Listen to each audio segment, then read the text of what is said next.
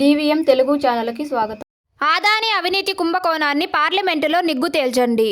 ఆదాని అవినీతి కుంభకోణాన్ని పార్లమెంటులో నిలదీసి నిగ్గు తేల్చండని ప్రతిపక్ష ఎంపీలకు జాతీయ మానవ హక్కులు మరియు అవినీతి నిర్మూలన సంస్థ జిల్లా అధ్యక్షులు డివి మునిరత్నం విజ్ఞప్తి చేశారు.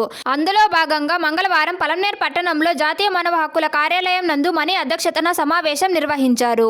ఈ సందర్భంగా నాయకులు మాట్లాడుతూ భారతదేశంలోని ప్రజల రక్తాన్ని రాబందుల్లాగా పీల్చుకొని అక్రమంగా సంపాదించిన కోట్లాది రూపాయలు ప్రజాధనాన్ని అమెరికా దేశంలో ఉన్న కాంట్రాక్ట్ పనుల కోసం అక్కడ అధికారులకు లంచంగా ఇస్తూ పట్టుబడిన ఆదానిని అరెస్ట్ చేయాలని డిమాండ్ చేశారు. భారతదేశంలో అవినీతి పెరిగిపోవడానికి ఆదాని కుంభకోణమే నిదర్శనమని గుర్తు చేశారు.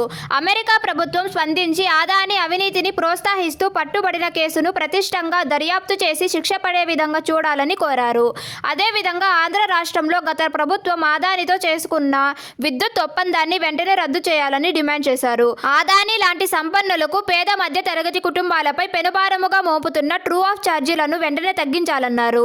విద్యుత్ ఒప్పందాల్లో దిగిన అవినీతిపై సిబిఐతో విచారణ జరిపించాలని కోరారు. ఇప్పటికే గత ప్రస్తుత రాష్ట్ర ప్రభుత్వాలు నిత్యావసర ధరలు పెంచిన పాపానికి ప్రజలు నాణ్యమైన తిండికి దూరమయ్యారని ఆవేదన వ్యక్తం చేశారు.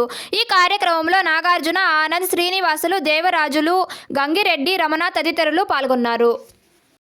ప్రజాధనాన్ని ప్రజలు పెట్టుకున్న తన ఆస్తులను పెంపొందించుకోవడానికి, ఈ కోట్లాది రూపాయలు సంపాదించుకోవడానికి వాళ్ళు ఇంకో పిల్లలు 3, 4, 5 తరాలు వాళ్ళు జీవనోపాధుల కోసం ఈరోజు ప్రజాధనాన్ని లూటీ చేసి ఈరోజు సంపాదించుకునే సందర్భాలు ఉన్నాయి. వీటిని అన్నింటినీ కూడా నిగ్గు తేల్చాలి.